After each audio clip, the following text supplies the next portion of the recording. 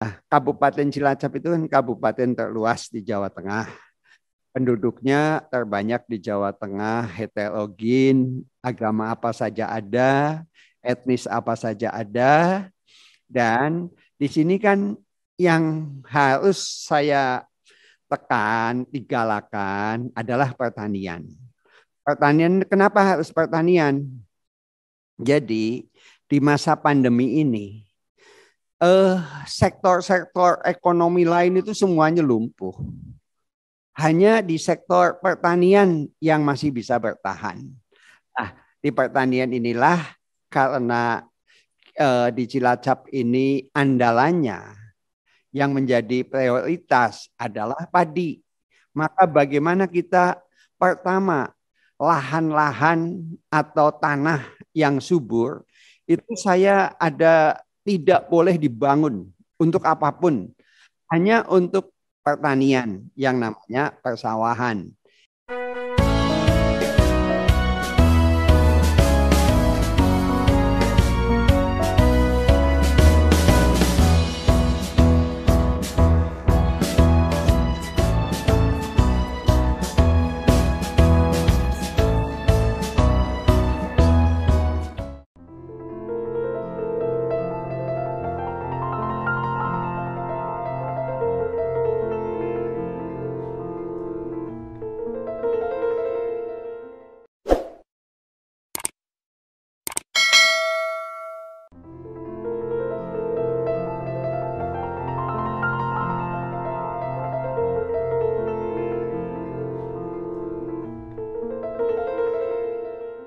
Assalamualaikum warahmatullahi wabarakatuh.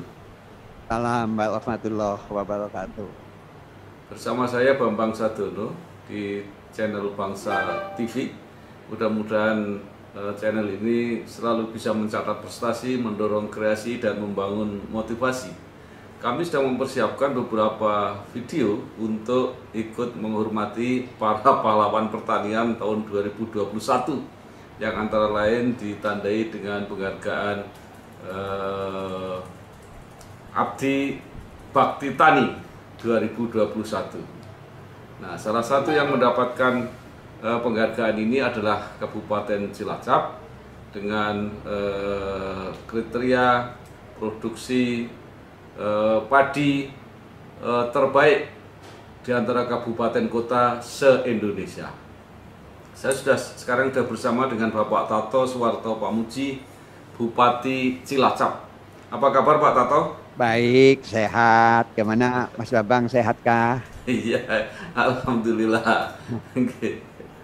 Pak Tato, Kabupaten Cilacap mendapat penghargaan Abdi Bakti Tani tahun 2021 dari pemerintah pusat karena prestasinya dalam peningkatan produksi padi tertinggi di antara kabupaten kota se-Indonesia pada 2019-2020 ya.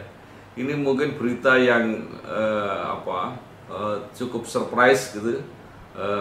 Mungkin Pak Bupati bisa cerita bagaimana proses tercapainya prestasi tersebut.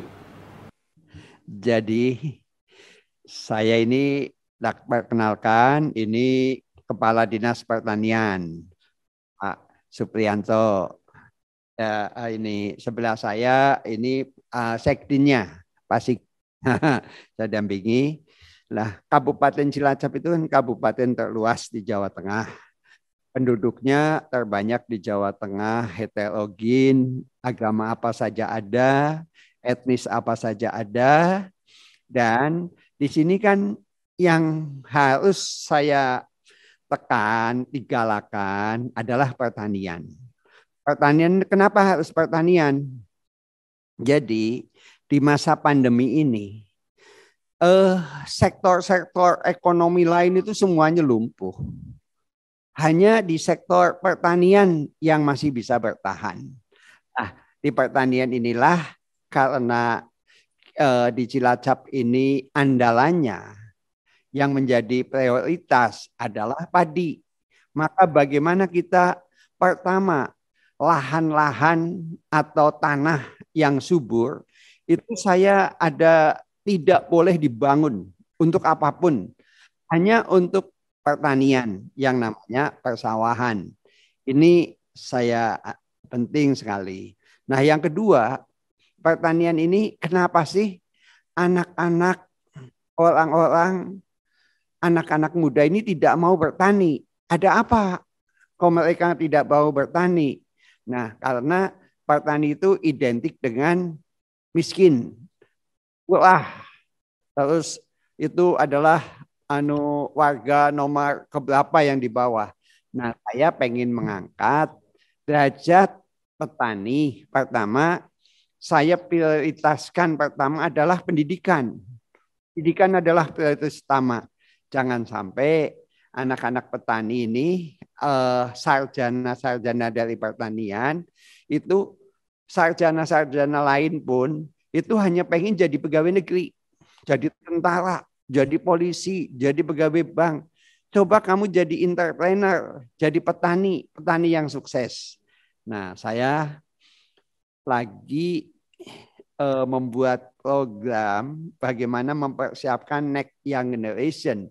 Jadi petani-petani ini kenapa nggak mau? Ini saya lagi membuat intelligent market.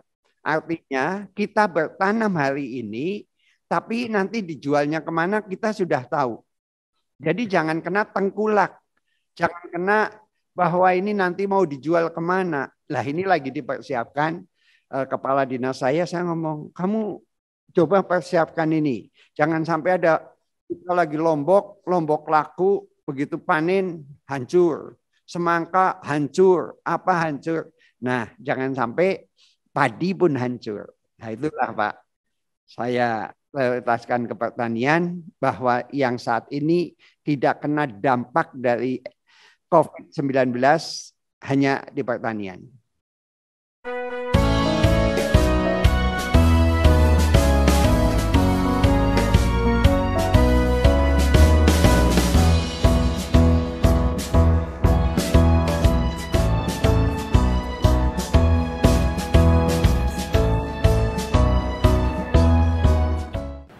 Pak Tato, itu strategi yang menurut saya luar biasa.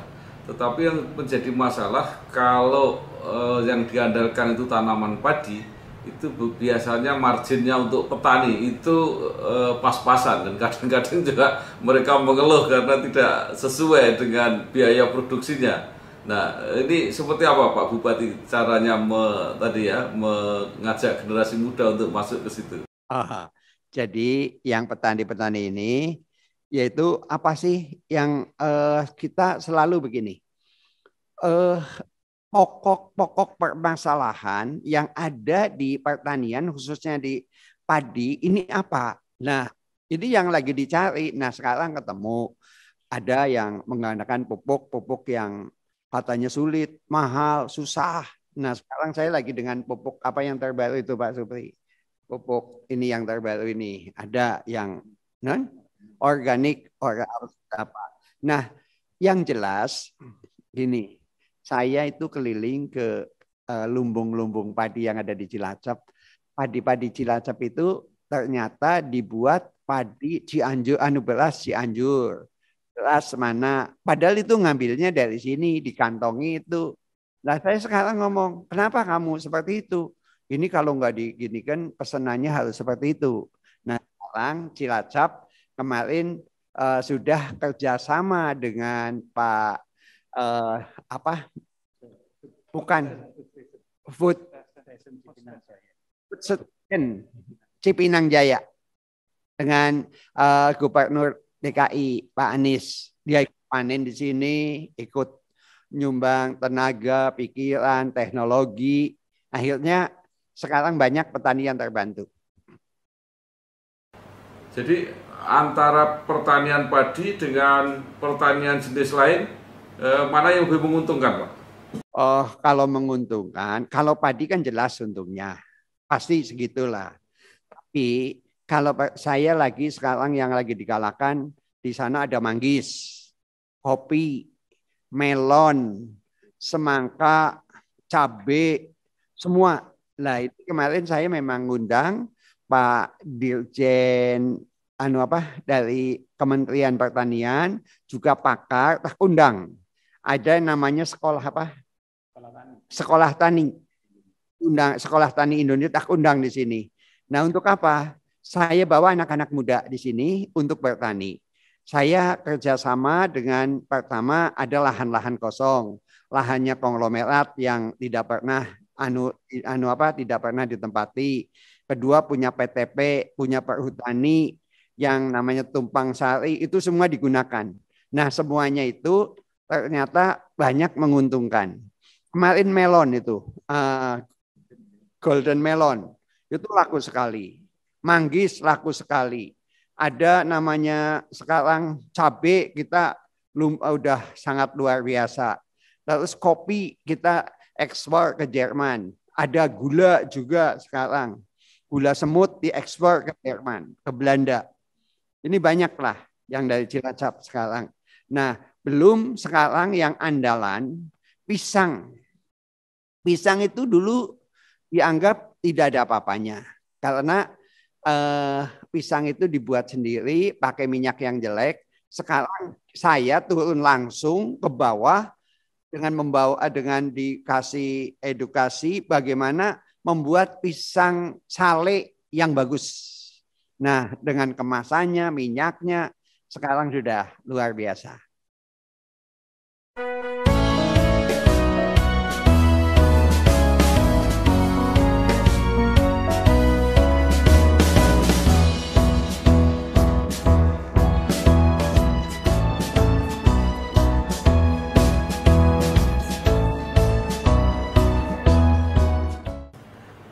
Cilacap itu kan pernah terkenal sebagai perkebunan, Pak ya, terutama karet kalau tidak salah. Ya.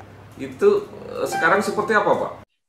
Karet sekarang itu sudah tidak diminati lagi. Karena karet kita itu kalah dengan Malaysia dan Thailand. Sudah kalah aja. Nah, terus kedua jadi perkebunan karet itu sekarang malah banyak yang gulung tikar. Malah saya membaca itu dari PTP ini malah rugi sekarang.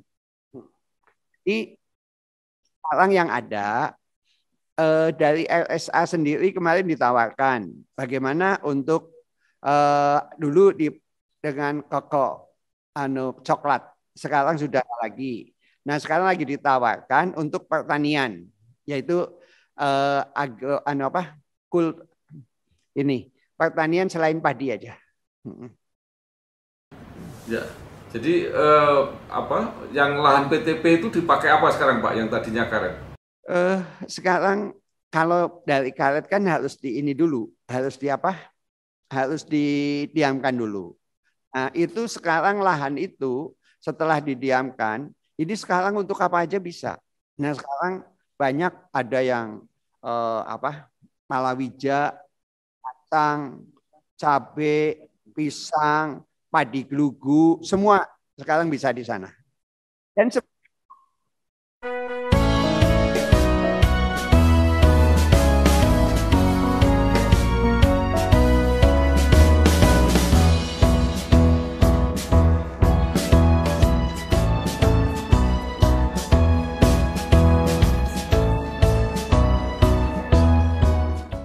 yang mengerjakan tetap PTP atau masyarakat? Masyarakat terlibat semuanya. Jadi sekarang masyarakat itu dengan seperti ini, dia kan merasa punya lahan. Terus pemerintah Kabupaten Cilacap turun langsung. Dinas Pertanian kita turun langsung untuk dengan penyuluh-penyuluh tadi. Pak, saya pernah bicara dengan Ketua Komisi B DPRD Jawa Tengah yang punya hitung-hitungan mengenai petani padi. Menurut hitungannya dia, kalau petani padi itu di rata-rata 1 tahun itu per bulannya masih rendah dari UMK. Jadi kalau bisa difasilitasi rata-rata per bulan mereka bisa dapat seperti UMK, itu katanya petani padi akan sejahtera. Nah, itu kalau menurut hitung-hitungan Pak Tato seperti apa? Jadi perhitungan Pak tadi sampaikan bahwa menurut Ketua Komisi B DPRD Provinsi Jawa Tengah, hitungan itu karena rata-rata kepemilikan lahan petani itu hanya 0,2 hektar per kakak. Artinya itu tidak bisa diandalkan menjadi sumber pendapatan pokok. 0,22 hektar. 1 hektar panen kalau di Cilacap kan sampai 6,75. Katakanlah rata-rata 6 ton per hektar. Itu hanya 1/5 dari 6 ton. Berarti 1,2 ton. Kalau dirupiahkan harga yang paling bagus katakan 5.000 per kilo, itu kan hanya 6 juta rupiah. Rupiah untuk 12 bulan. Itu baru pendapatan bahwa belum jadi kalau dihitung itu ya memang nggak cukup. Oke, siap.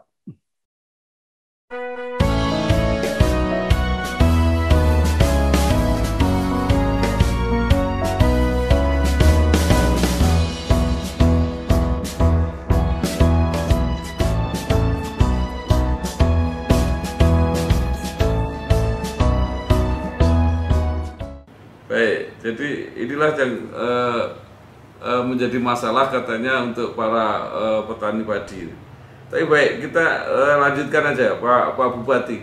Kalau beras dari Cilacap itu dikirim kemana Pak? Kalau berarti surplus dari Cilacap? Ada 350.000 ton. Itu kirim pertama, yaitu ke itu yang Jakarta Food Station Cipinang Jaya itu sebagian besar ke sana. Terus sebagian lagi yaitu kita lagi memerangi tengkulak sebetulnya. Ijon itu tak perangi oleh saya. Akhirnya dia ada dengan yang dari Cianjur. Dari Cianjur, beras-beras Cianjur itu yang ngomongnya beras Cianjur, padahal itu beras dari Cilacap itu. Nah itu ternyata sekarang beberapa produsen beras dan penjual beras sekarang berasnya harus kualitas yang bagus. Maka dijual ke mall dan supermarket. Itu yang sekarang lagi tren di Cilacap. Nah ini kan biasanya petani itu tadi Bapak sudah sampaikan bahwa yang sering dikeluhkan itu adalah soal pupuk. Kadang-kadang tidak tepat waktu, kadang-kadang tidak tepat jumlah yang diharapkan. Nah kalau di Cilacap seperti apa Pak itu? Pupuk di Cilacap itu, saya dari dulu itu masalah petani pasti bergulatnya dengan pupuk. Sekarang saya kemarin udah manggil agen-agen pupuk dengan melibatkan kepolisian dan aparat hukum. Coba ini mafia pupuk ini kita berantas yuk. Jadi harus diberantas bersama. Ini tidak bisa hanya bupati saja, tidak bisa agen diundang, tidak bisa. Ini semuanya harus turun tangan, kita clearkan bahwa ternyata setelah kita duduk bersama, kita melibatkan aparat, ternyata sekarang pupuk itu sudah bisa ditangani lah, tidak seperti masuk ke mafia bahwa nanti susah enggak.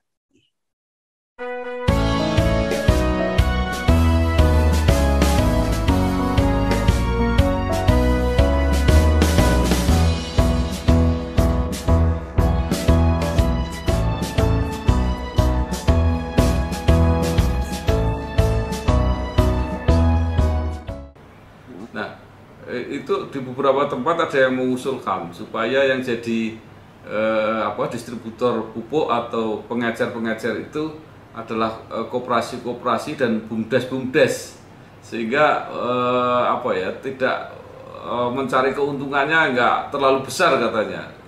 Mungkin nggak Pak itu dilakukan? Itu sangat mungkin karena bumdes di Cilacap ini semua sekarang lagi, saya kan berdagang sebelum jadi bupati berdagang. Di otak saya mindset berdagang. Jadi bumdes sukses ini untuk jadi turun ke bisnis sekarang.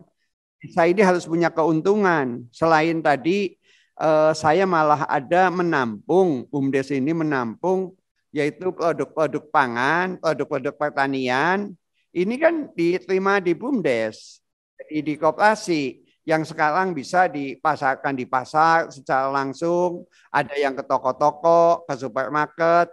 Nah, itu semua BUMDes sekarang dilibatkan. Untuk apa? BUMDes itu harus punya untung. Kamu yang menghasilkan, desa-desamu, itunya dari kamu semua. Masa yang menikmati orang lain? Itu termasuk sekarang ada Pertasop, ada BUMDes, juga ada sekarang yang PKH dan lain-lain itu BUMDes ikut semua. Iya, sekarang BUMDes harus ikut. Jadi artinya ekonomi kerakyatan bergerak, Pak ya? Iya, ya ekonomi kerakyatan harus bergerak karena ekonomi itu adalah dari bawah, dari desa. Kalau desanya kuat, Kabupaten Cilacap kuat, Jawa Tengah kuat, Indonesia kuat. Maka semuanya berasal adalah dari petani, dari orang desa. Jadi sekarang kalau orang desa udah cukup, ekonominya cukup, terus pendidikannya cukup, ya Indonesia udah merdeka lah dengan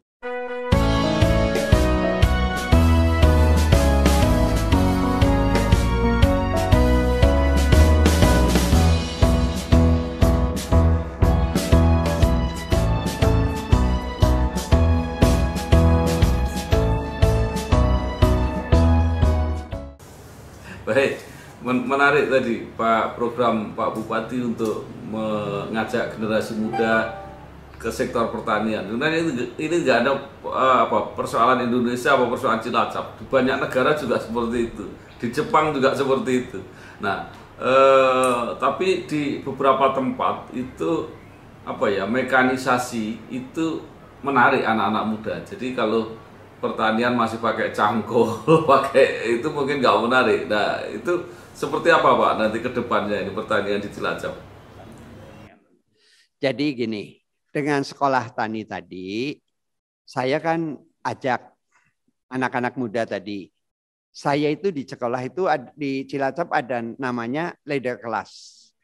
Kelas itu mengambil anak-anak dari desa, kecamatan, per kecamatan 1 orang. Untuk masuk ke SMA, langsung dikuliahkan, dia sekarang lagi banyak ke sektor pertanian, namanya sekolah tani. Jadi petani yang ada di Cilacap ini lagi menuju ke petani milenial. Artinya anak-anak muda. Kenapa harus anak-anak muda? Karena anak-anak muda ini yang kata-katanya, kerjanya, pendidikannya, ini yang akan mengubah Indonesia ke depan dari Cilacap itu nanti. Anak-anak ini saya ngomong dengan leader kelas sekolah. Kamu harus sekolah. Maka didorong untuk sekolah walaupun seperti apa. Karena apa? Banyak petani sekarang kan orang-orang tua. Yang tadi dengan cangkul, dengan itu. Itu kan muscle memory. Hanya dengan tenaga saja. Dia tidak dengan tapi yang dari kuliah, dari sekolah, itu kan hanya teori. Tidak tahu dia apa petani, teori-teori saja. Nah, milenial ke depan yang milenial petani ini yang mempunyai pertama namanya muscle memory yaitu kompetensi, kedua adalah teori, digabungkan teori dan dengan kompetensi. Inilah muscle memory dengan brain memory. Jadi itu digabung. Inilah milenial petani ke depan yang mempunyai next young generation yang mempunyai harapan. Jadi bagaimana merubah mindset petani yang katanya kucel, tidak berpendidikan, miskin. Ini akan kita rubah lah. Coba yuk, kamu petani itu pasti kaya. Jadi petani kaya. Maka milenial ini besok saya pengen membawa ke Taiwan, membawa ke New Zealand, membawa kemana supaya tahu loh, itu loh petani nih. Di sana maju, di sana kaya. Kamu satu aja saya bawa, apa 2? Nanti Pak Bambang Sadono lah ikut itu petani Cilacap. Sarjana mau bertani, punya karya nyata, tak kasih bonus oleh ya supaya ikut studi banding.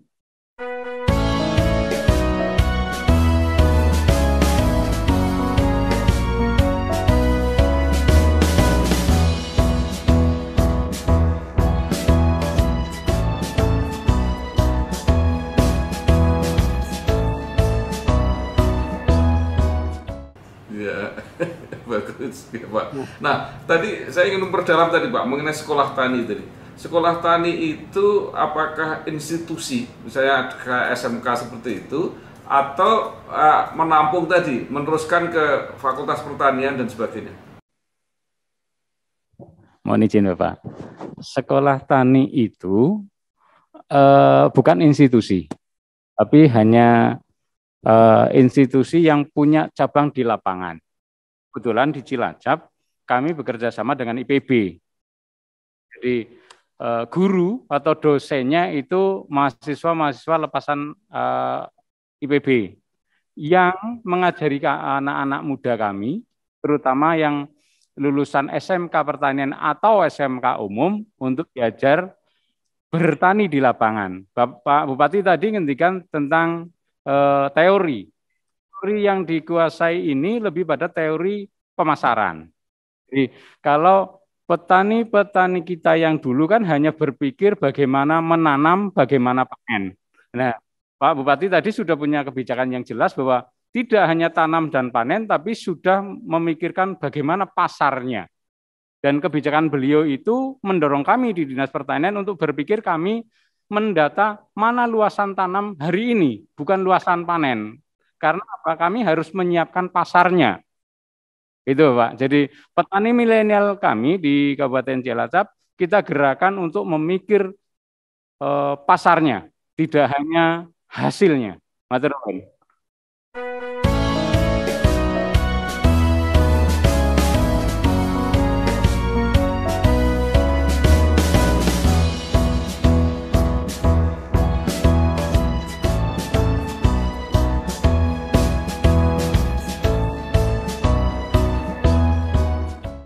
Baik, saya kembali ke Pak Bupati lagi.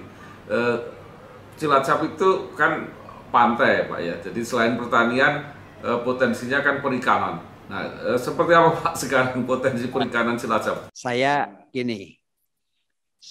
itu dari kakek nenek saya berdagang. Ibu saya, bapak saya berdagang.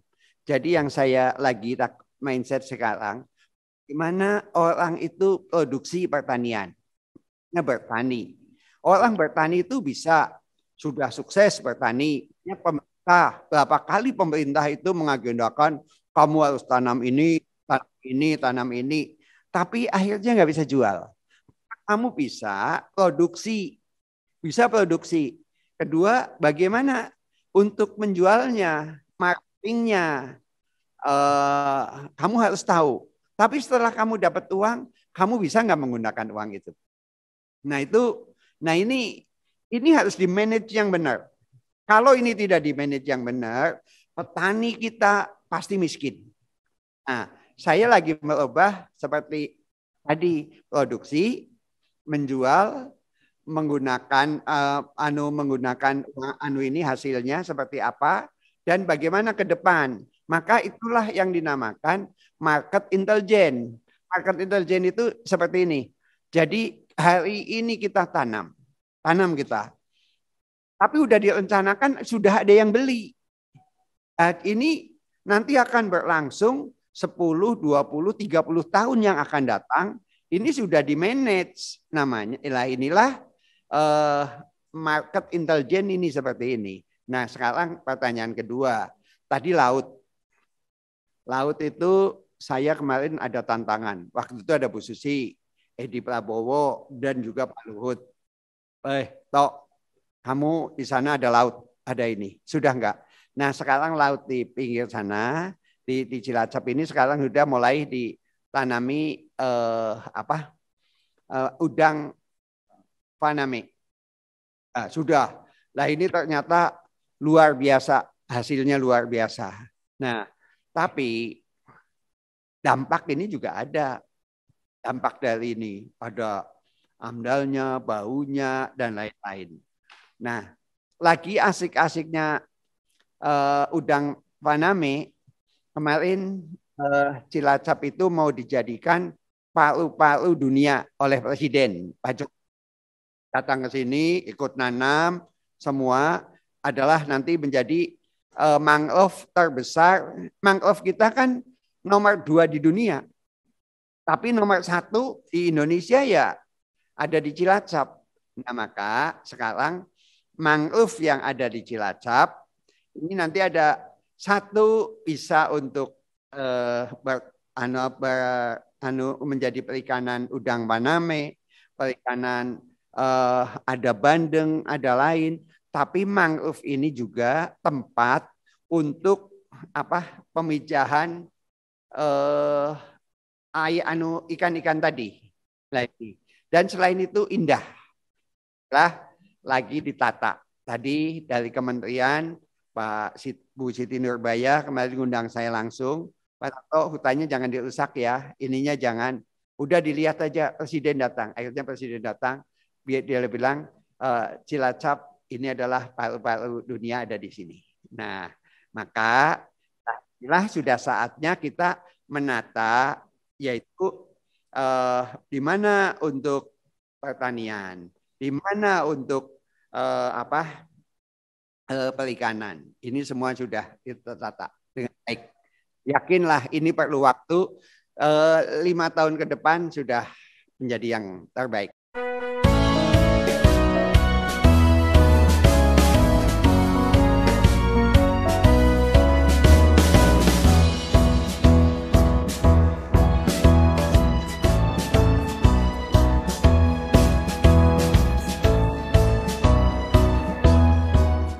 Baik Pak, kalau produksi sudah bagus, perdagangan akan maju.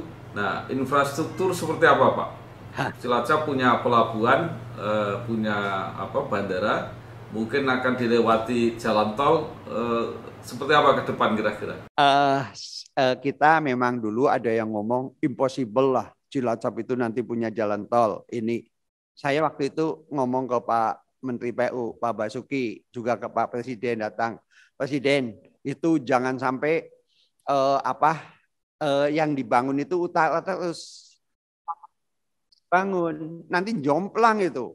Nah, saya bersama-sama dengan Bupati wilayah Selatan, yuk kita menghadap Presiden yuk. Nah, akhirnya Presiden merespon, Pak Basuki juga merespon. Lah nanti akan dibangun jalan tol dari Bandung, Tasik, Cilacap, Jogja, juga ke Tegal sana. Nah ini kalau sudah di ini, kita mau produksi apapun, infrastruktur udah siap, semuanya semangat. Nah, ini tidak bisa sendiri-sendiri. Nah saya kenapa Pak Bambang? Saya sekarang lagi senang ke pertanian. Saya besok pensiun, mau jadi petani. Luar biasa Pak.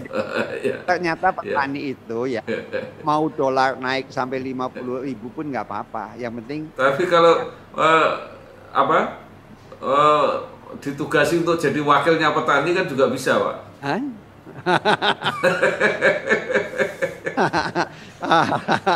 Itu saya mau belajar sama senior Pak Bambang nanti. Enggak. Tapi jom ceritanya. Iya, Pak. Kalau pelabuhan Cilacap seperti apa perkembangan Pak?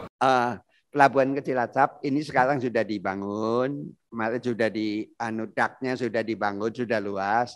Ini Cilacap itu kan pelabuhannya untuk ngangkut pertama hanya minyak, kedua semen, ketiga batu bara untuk PLTU, keempat adalah pangan. Jadi ini belum yang lain-lain, hanya itu aja, bukan perdagangan seperti di Semarang. Tapi kan kalau udah jalan tol ada di sini, pelabuhan harus dibangun, pelabuhan harus ada. Nah sekarang pertanyaannya kalau pelabuhan dibangun, terus jalannya masih kayak gini, siapa yang mau ke Cilacap?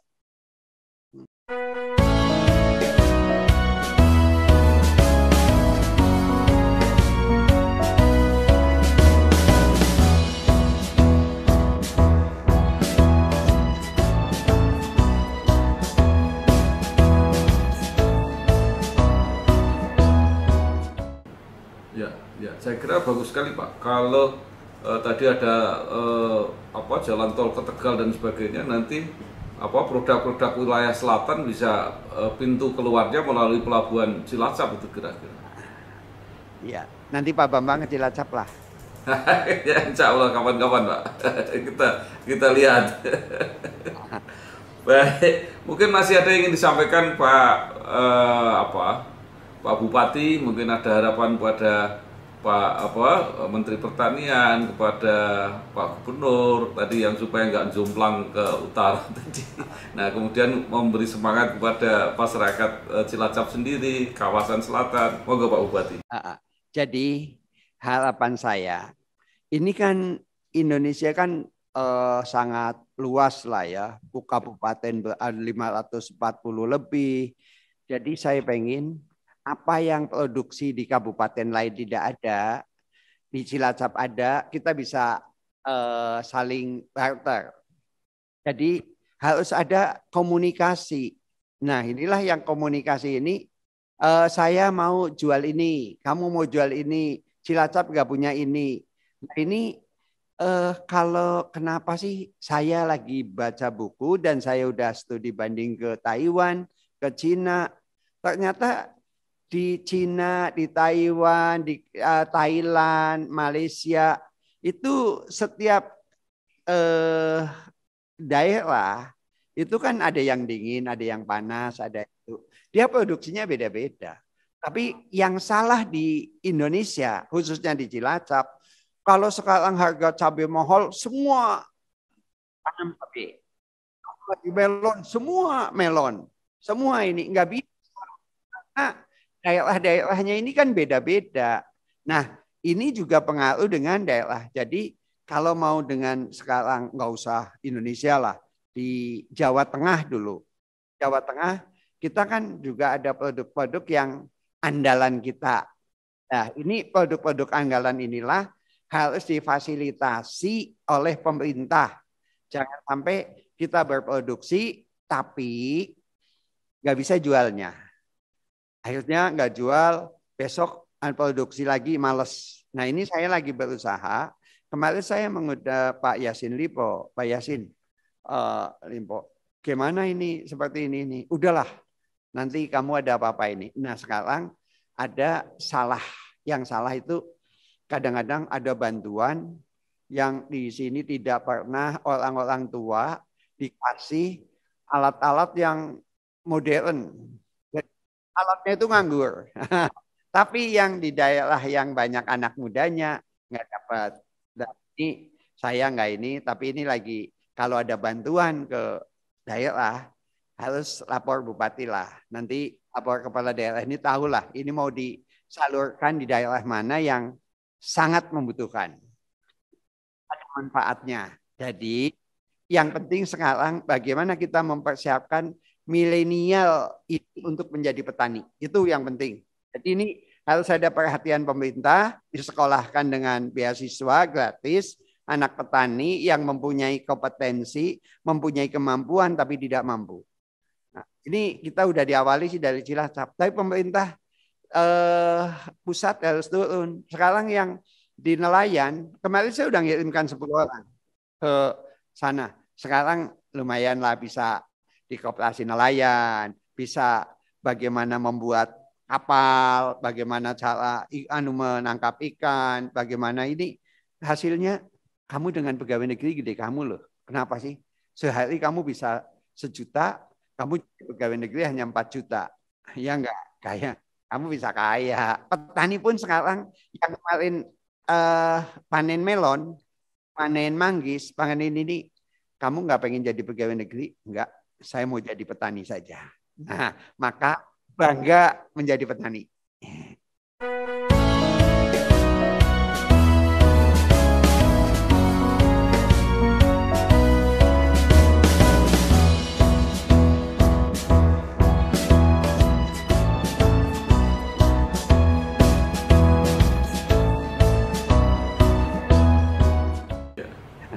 Baik, terima kasih sekali Bapak Tato Suwarto Pamuji, Bupati Cilacap. yang sudah menyampaikan berbagai hal, termasuk strateginya bagaimana meningkatkan pertanian, khususnya pertanian pangan, sehingga Kabupaten Cilacap mendapat penghargaan anugerah Abdi Bakti Tani 2021 karena produksi padinya paling tinggi di antara kabupaten kota se-Indonesia. Sekali lagi selamat Pak, selamat bekerja, selamat berjuang. Mudah-mudahan ke depan makin baik, makin sukses. Matur nuwun. Wassalamualaikum warahmatullahi wabarakatuh. Waalaikumsalam warahmatullahi.